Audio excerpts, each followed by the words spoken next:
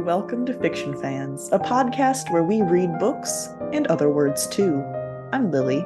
And I'm Sarah, and we are delighted to be joined by author Chris Farnell this episode to talk about his novel Fermi's Progress. Hi, it's great to be here. Well, before we actually start talking about your book, first, what's something great that happened recently? It rained just on Tuesday. I was just working in the dining room and suddenly the garden path went dark and there was stuff coming out the sky and I was going and yelling for the kids and my partner to come and we were all running outside and dancing around. It was magical. Yeah, that was the highlight. Rain is so nice. Well, it's been a while here. Yeah, and you've been going through a heat wave in the UK, haven't you? Yeah, no, massive one. Like the grass is pretty much brown everywhere you look. And, Britain, rain, it's part of our culture. So finally getting some, it was a relief. I can imagine. Sarah, did you get any rain? Because if you did, that's also your good thing, I bet. I did actually get rain. It is not my good thing. Okay. But it is part of my good thing. I went backpacking with my father, which was a lot of fun.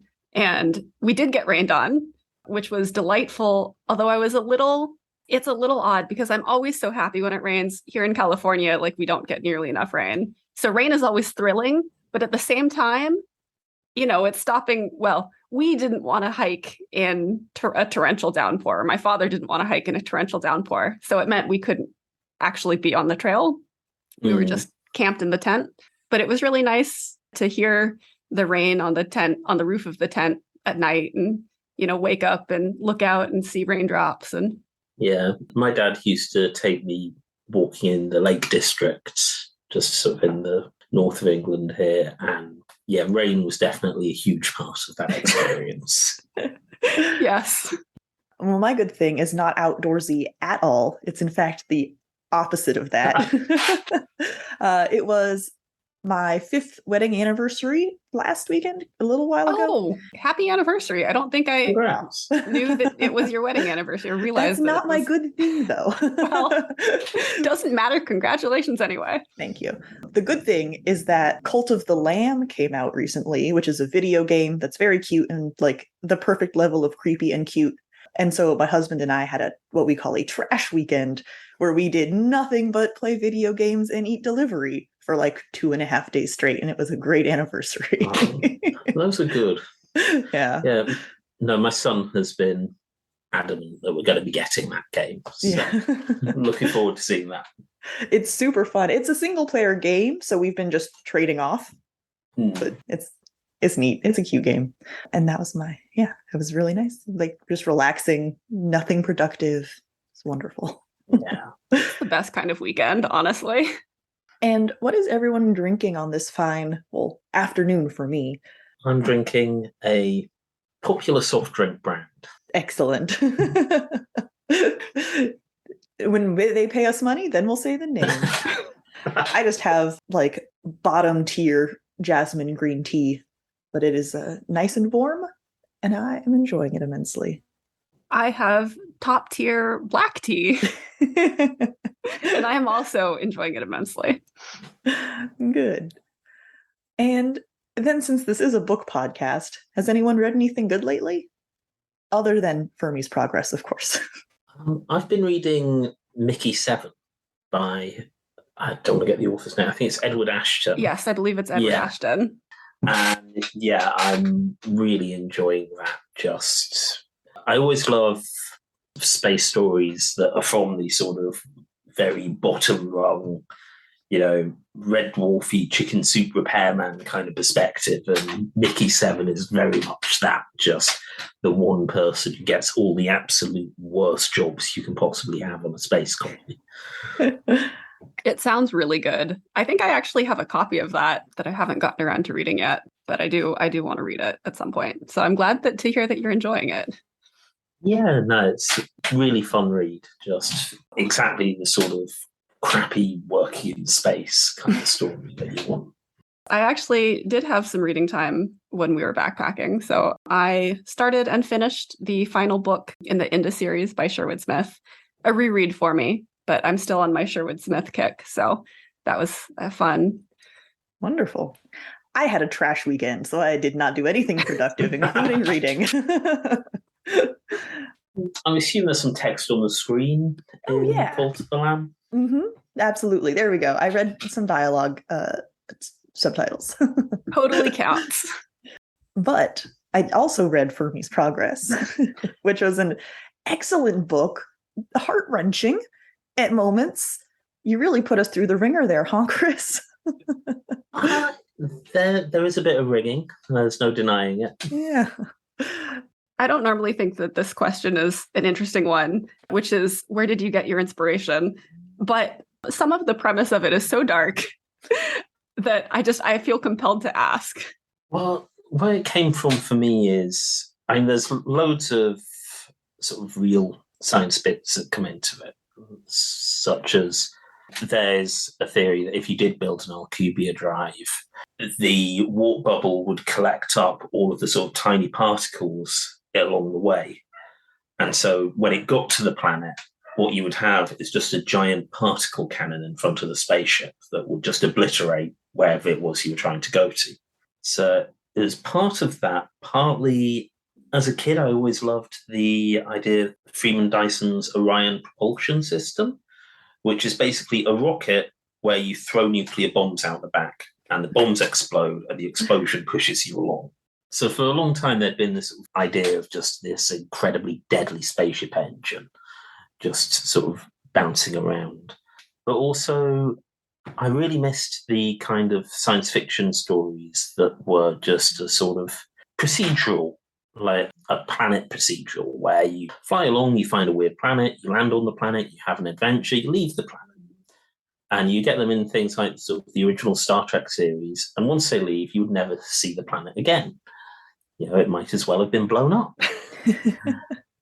And so this just seemed like a really good way of doing lots of big, like high concept idea stories where you can just take the idea, play around with it, build an alien world, and then when you're done, just wipe the Etch-a-Sketch and do another one. Oh, I loved visiting all of those planets with the characters, seeing just all of the crazy different worlds and aliens that you came up with. It did leave me wondering, though, if there were any that you came up with that didn't actually make it onto the page. Well, there's a few, and there's some that might still be to come, so I'm going to be careful how I answer this one. There's a bit of a montage at one point where you see a few worlds in quick succession, and some of those were ones that I had originally wanted to do longer stories around, but the idea didn't quite hold up enough for an entire story, so you just, here's the idea, oh, that one's gone. Yeah, I think the only one I didn't have was a planet of just origami life forms, just great big rectangles that would just rearrange themselves into shapes that the biosphere needed, whether they be benign or something that would paper cut you to death. Oh, God. So I never quite got to fitting that one. One of the things that I really liked about all of these alien worlds and alien life forms is how you wrote it in the novel, where you make it very evident to the reader that they are alien life forms before we actually see them from the crew's perspective. But like it's a very subtle way. I don't know if I can describe it very well, but you use things like talking about the crotch of her hand, for example, or saying things like "what a budding mess" to show that these aliens have different idioms and metaphors and things like that. Can you talk a little bit about just like that process of doing that? Yeah, I think there's a story. I heard a writer giving a talk once where he was traveling with sort of desert tribe, and he used the phrase "sleep like a log," and the person he was talking to just didn't get where that came from because no logs. So the author asked, "Well, what would you say?" And the guy said, "Sleep like a dead camel." And I don't know if the story's made up. I can't even remember who the writer is, but that stuck with me. Just that sense of how your frame of reference defines the imagery you use and what things look like to you. And I wanted very much for the alien point of view to always be at the center of its own universe, and for any difference between them and the Fermi crew to be the Fermi crew being the aberration. I did love how I think the crew even points out a few times, or maybe the world points it out to them, that they are really the aliens in all of these situations. That was just, yeah, I liked it. Sorry, that wasn't a question. And dangerous aliens as well. I mean, the inhabitants of these planets, if they encounter the Fermi crew and react hostilely to them, they're right to do so pretty much. Oh, and we see that right at the beginning with Bountiful Shore, who might have been my favorite character in the whole book for as long as she was there anyway. Not Bountiful Shore. I was so sad when we left that planet because of the implications for Bountiful Shore. Oh, just her scene. I guess the fact that her planet gets blown up is not a spoiler since everyone's planets get blown up. But we are left with, like, our last moment on that planet is with her. And that it was just, it was heart-wrenching. It was rough. Yeah, because obviously I'm doing a sci-fi comedy where planets explode. So there are certain authors you are going to get compared to inevitably. Mm-hmm. And I very much wanted to make sure that it didn't always just feel like a punchline when the planet got blown up. I think one of my favorite jokes of all time is the Austin Powers movie, Whenever They Kill a Henchman. And whenever they kill a henchman, they immediately cut to this henchman's family who are supported by them, love them so much, and they mean so much to them, and then they receive the news. And I think, when you're writing stories with violence and death in them, you have to do that. And it can be a joke. Joke doesn't always mean happy. Mm-hmm. But you need to, look at the person the thing is happening to. Absolutely. You mentioned earlier the real science involved in some of this. And we were wondering how much research went into this book, because it's sci-fi, but heavy on the sci. I was actually really surprised, interjecting just for a moment. I was kind of surprised when I was looking up people as you mentioned them, and I was like, oh, that's a real person. That's a real person. That's a real person, which was really cool. It's all a hustle, and it's all a con, and it's all, trying to get the ideas past the believability radar without anyone noticing. But yeah, there were, people much better qualified than me who I talked to and bugged with stupid questions and was like, yeah, but would it work if I did this?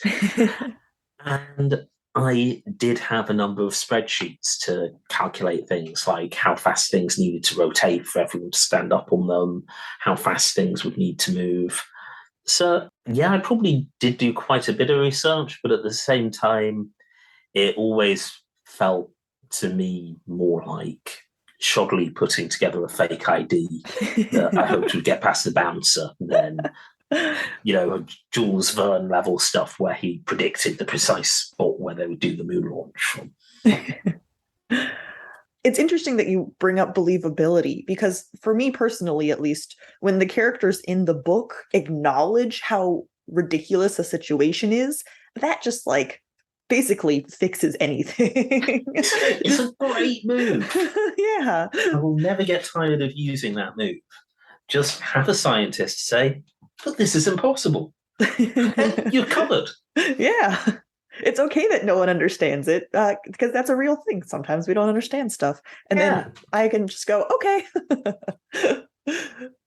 You have a very long resume filled with journalism type writing. Do you think that influenced your writing process at all or affected it in any way?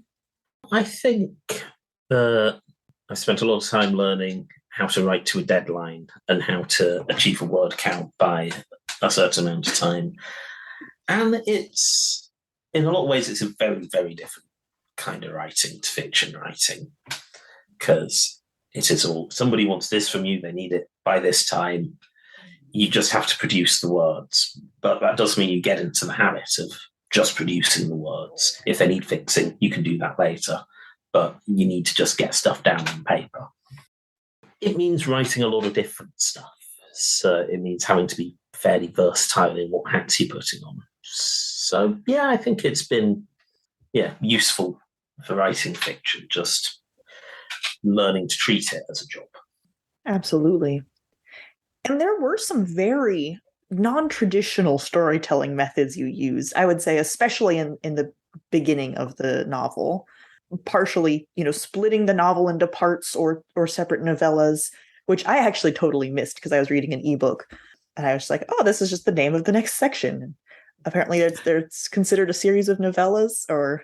I personally think of it as all one book, but okay. I released it as 4 novellas over the space of about a year originally, just because I was really going for that sort of Planet of the Week series kind of feel, where I wanted each story to feel like its own episode in a way. Well, I loved the episodic nature of it. I agree it feels more like one book, though. And that first part is not even told linearly. So can you talk a little bit about, making these choices and if it affected writing them at all? Yeah, originally it was written linearly. Okay. But the trouble with that is I've got a story about a spaceship that blows up planets and people go into alien worlds, and you spend it just so long on planet Earth and it's not even exploding. So as I edited it, every draft, the page 1 happened later and later. Yeah, it starts with Connor in the office at his temp job. It starts with them on the spaceship just as the planet explodes, until eventually it starts where it starts now, which is just you're writing a story about exploring alien planets. So get on an alien planet. Yeah. Oh, it's like how there's never enough sharks in shark movies. Exactly. Yeah. And then, you can fill in the other stuff as you go on. And so I spent a lot of time jiggling scenes around so that when the flashbacks came in, they resonated with what was happening at the time. But yeah, I wanted to write a story about going to alien worlds. So I wanted to make sure that's what you were spending your time on. Absolutely. Well, you brought up Connor, and I have some opinions, but those are definitely spoiler opinions. So before we get to that section, Sarah, why should you read this book? You should read this book if you want really thoughtful sci-fi with the Planet of the Week format, with the twist of everyone dies at the end. not the crew. Yeah. Everyone else.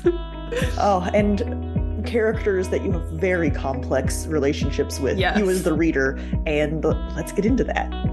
To avoid spoilers, skip to 3332.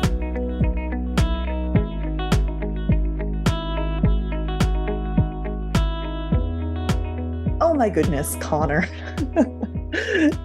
Everyone probably thinks of themselves as an underdog to some extent, right? So it's pretty easy to identify with and sympathize with Connor, who is the not boring twin, the unfortunate twin out of a twin experiment where one is great and one is terrible. He's the control group. He's, what Samson would have ended up as if he hadn't had all of the weird, evil, mad science stuff that he'd had done to him. Well, as easy as it is to sympathize with Connor at his temp job and being in space and completely in over his head, we still also end up sympathizing with Samson, who is a character who could have very easily been just completely obnoxious.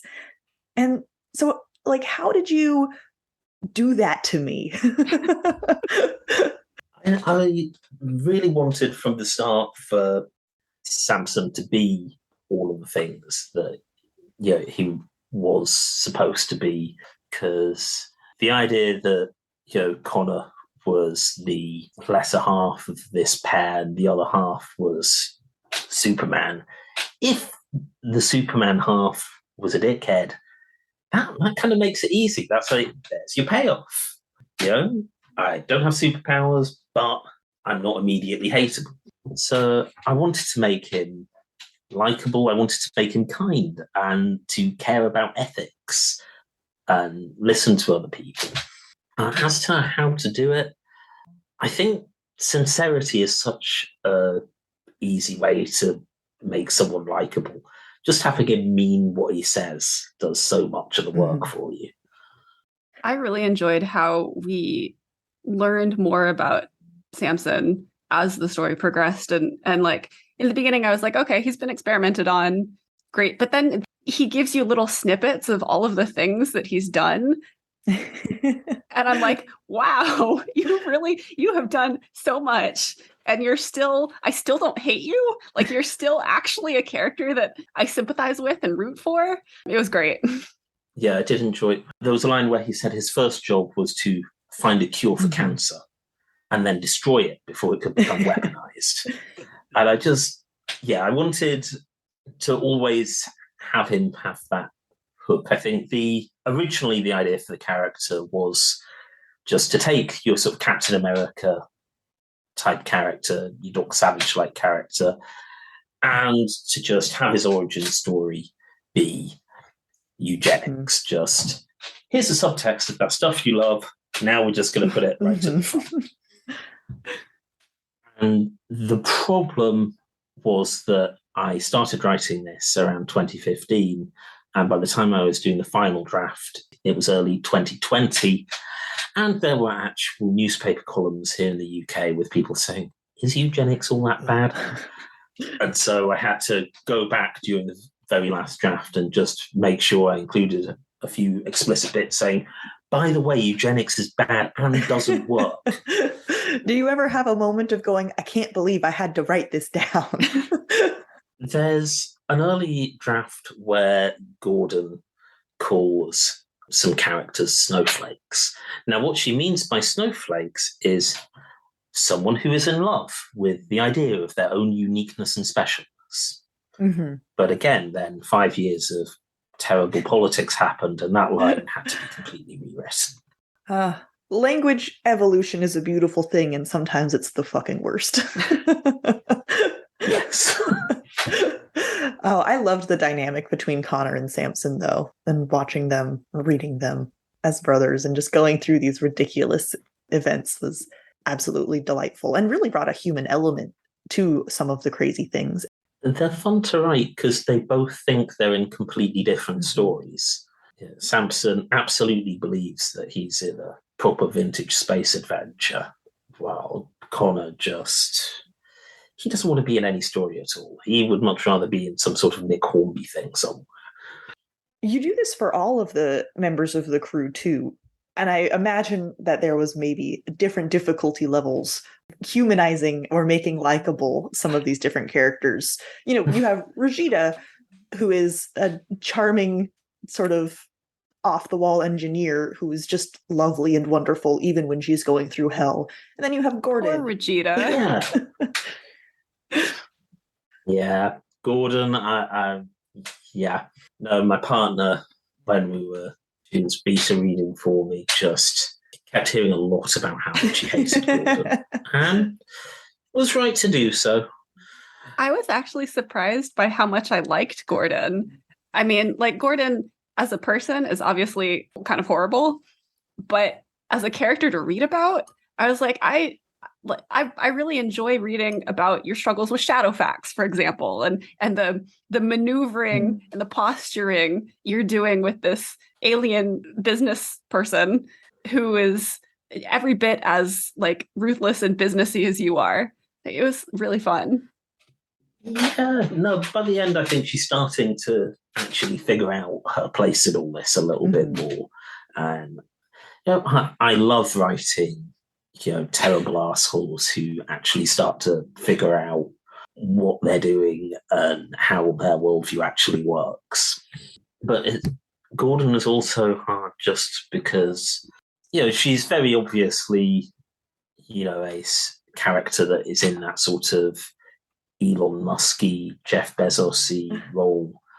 But the problem is she's also extremely intelligent and competent and pragmatic in a way that, they're just not. I think if Gordon ever found that she was supposed to be based on Elon Musk, she'd be deeply embarrassed to learn that. I was going to say confident, so not like them at all. Exactly.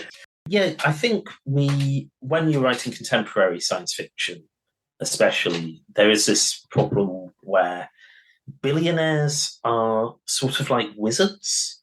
They're these all-powerful entities that you kind of need to get the plot moving, because how else are you going to get that many resources together? The government. So you need that, but they also need to be a character in the story, and trying to make her a character who could be part of that cast, and who, is also, as one of the last survivors, representing some of our very worst qualities. And I think each character represents a worst bit of humanity in one way or the other, but Gordon especially. And so it's hard to have what she represents and what she needs to do for the story, while not making her this sort of fantasy version of a tech billionaire that tech billionaires would actually like. She definitely felt like a real tech billionaire. I work in tech, and I'm like, yeah, Gordon. It tracks. But her moments where she was struggling with trying to be a leader for people who don't particularly want or need a leader, and trying to figure out even how to do that, if she should be at all, was very, seeing her struggle, I think, went a really long way for making me more sympathetic to her. Definitely. Also, I think she's much more sincere than her real life counterparts, in that I think she genuinely believes that absolute rational self-interest will somehow lead to egalitarian utopianism. She's probably fuzzy on the middle steps, but she really does believe that that's the way the world works. And I think one of the things that also makes her a little more sympathetic is that she's very upfront, or more sympathetic than an actual real life tech billionaire, is that she's very upfront about her beliefs. And I can respect that. I disagree with your beliefs, but I can respect that. At least you're saying the quiet part out loud. Yeah, exactly. And I do try to make sure that, she's not a nice Tony Starkish billionaire. She knows that there are factories full of poverty line people building her products in terrible conditions. This is all stuff she's fully aware of and cognizant of. She's not a good person by any measure, at least when we meet her. She has some time to reflect. Oh, yeah. Well, speaking of the crew, we're introduced to a few crew members in the apiary, or the Planet of the Apiary is the name of that. I loved all of the names for the sections. They were so delightful. They were so much fun. So Naomi and George kind of come out of nowhere. I was so smug when I was reading that section, because I was like, well, I've read the beginning, so I know they weren't there all along. You can't trick me. And then you did. But I was wondering if they were always intended to have been part of the crew, or if they were actually invented in that stage of the story. No, they were always there. And yeah, I think throughout writing it, I have been sort of very careful with perspective in it. One thing not a lot of people have noticed is in Armageddon, there are no interior perspectives aside from Rajita and the sentient mushroom people in that book. Everything else is always exterior to the characters. You don't know their thoughts or internal monologue or anything in that. And yeah, I really liked the idea, partly just the idea that you could have the audience not knowing if their perception was somehow, immune and omniscient from what was going on around it. But also, I'm having fun. I'm doing my little fun, Star Trek play. I want to do red shirt. I want to kill a red shirt. And it's a really small spaceship. You can't really fit that many red shirts on. So it was partly, I just wanted to introduce characters that I could kill them quickly. Poor George. And having everyone forget about them was really handy. And it was partly that there are certain things that you really need if you've got your spaceship crew, and one of the things you need is a doctor and someone who can do the squidgy signs. And up until that point in the story, there hadn't really been room to introduce another character alongside the ones we had. And so I just liked the idea of, there's been a whole other regular character this entire time. What, you don't remember them? Oh, they've been here the whole time. Also, to do a little bit of plugging, if you buy Fermi's Progress through Scarlet Ferret, which is an indie ebook site, that comes with a lot of extras. One of them is a catalogue of Samson 39's previous adventures. Just the blurbs of all these other books Samson 39 has been in before Fermi's Progress that are definitely real, but are out of print everywhere. And the other is just a short story that is just the entire story up until Planet of the Apiaries from Naomi's point of view. Just let you know what her and George were up to the entire time. Oh, that's awesome. That reminds me that I did buy the ebook from Scarlet Ferret, so I do have those bonuses. So I should read them. Oh, excellent. You mentioned this a little bit, discussing the nonlinear aspect of the first part of the book. But how different is the final product from the first draft? You spent quite a bit of time working on this project. It's hard to say. I think the biggest differences are often structural ones, are figuring out the shape of the story. And I think, it's the same if you're telling an anecdote about real life, I think, or writing a non-fiction book, so much of storytelling is figuring out what order it goes in and which bits to cut out. So a lot of the first draft is just, here are all the events in the order that they happened. And then you go back and you get rid of the stuff people don't need to hear. You make sure the stuff people need to know is up front. So that's the main difference it went through in editing. And also, there was a lot of filling out of the characters in later drafts. I think the first drafts, it was very much, the adventure story elements. And as I was going over it, I think a lot of it was kind of adding shade and just, dealing with the fact that these are people who have had everyone they know die, and will also have pretty much everyone they meet from this point onwards die. And that is not going to feel good. Was there anything that surprised you when you were writing the book? Yes, actually, there was one specific thing that really got me, which is, it's just like a line, but there's a bit where Connor and Elizabeth Gordon are talking, and she's telling him a story about the early days of her company, the Egg Corporation, and how nobody had yet figured out that the name of the company was just her initials. I realised that at the same time Connor did. I've been calling it the Egg Corporation, I've been calling her Elizabeth Gordon, and it just got to this point, and then, oh. That's awesome. I love that.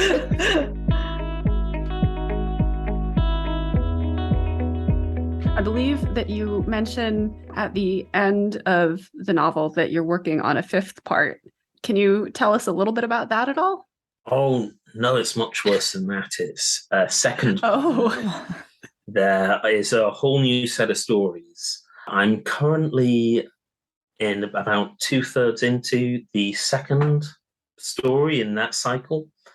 So I don't know when that's going to be ready yet, but that is in progress and happening. There's still a lot more planets for the Fermi. That is delightful news. Although I'm going to be very sad. I was very sad this entire book. Like, it was really fantastic. I loved it. But also I was very sad reading it because I was like, all of these characters, all of these aliens that I really like and sympathize with, and they're all just inevitably going to die. Well, I think part of the thing, it's one of those things you don't really sort of clock about the book until after you finished writing it. But when I was putting the final draft together, when we were in the middle of lockdown and everything on the news was flames, I think part of it is just that sense of being trapped in a machine that is just doing irreparable harm constantly. And you're complicit in it just by going about your life and doing your job. You feel like you're making things worse. and yet you still have to do that to survive. I think that, for me, feels very much, what the guts of the Fermi is about. Yeah, it definitely felt like there was a lot of implicit commentary on like real world life and events and things. I was questioned if the book was actually even science fiction when I described it as, how humans destroy everything they touch. But if someone wanted to find out when this next part is coming out or learn more about you and Fermi's progress, where can they find you on the internet? You can find me on Twitter at The Brain of Chris. I've got a website, chrisfarnell.com, and also Scarlet Ferret. When more Fermi comes, that's where it'll be appearing first. And they've just recently got the distribution rights for Interzone magazine, which is just one of the best, oldest sci-fi magazines out there. So it's a great place to follow and keep track of indie authors and sci-fi in general. Speaking of Interzone, brief shout out to Gareth, who I believe is now heading Interzone, because it was through him that I first discovered your book. Oh, brilliant. Well, thanks, Gareth. And thank you for joining us to talk about this excellent book, even if it did make me tear up sometimes. A lot of times. Yeah. In between laughing at the dry humor, I was like laughing and crying at the same time. Like, I don't know how to feel about this. That's all you want. Well, it's been so much fun talking to you. Thank you so much for joining us. Thanks, you too.